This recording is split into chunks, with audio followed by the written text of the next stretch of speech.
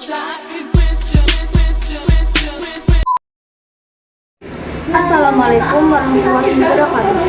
Kenalkan jeneng aku Galuh Cahya Putri. Iso diceluk Galuh.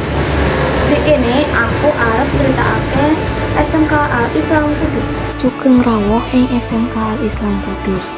Sekolah ade dasar keahlian kang siap bangun generasi unggul, berakhlak lan siap nyambut gawe.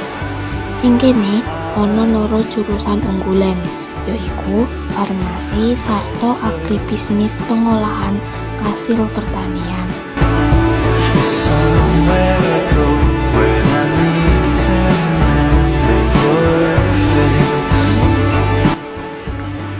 Ing ruang tata usaha, kabeh layanan administrasi ditindakake karo pihak-pihak lan profesional. Siswa lan wong tuwa ngolehake pelayanan kang cepet lan kepenak.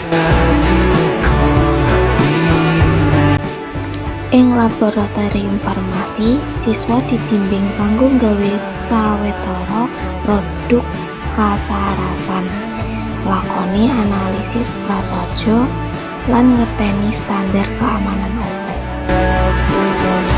Jurusan farmasi nduweni apotek simulasi. Panggonaning siswa latihan pelayanan obat kaya apoteker profesional. Wiwit saka konsultasi, edukasi, nganti seserahan obat.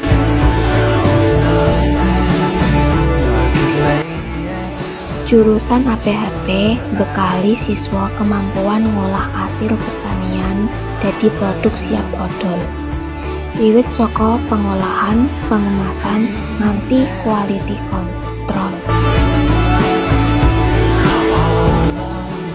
SMK Al Islam Kudus ora mung fokus ing keterampilan, nanging uga nyiptakake swasana sekolah kang kepenak, religius, lan kebak kekeluargaan. Ayo gabung bareng kita lewat SPMBP SMK Al Islam Kudus. Pilih jurusan jumbuh passionmu, farmasi utawa APHP, lan wujudno masa ngarepmu bareng kita.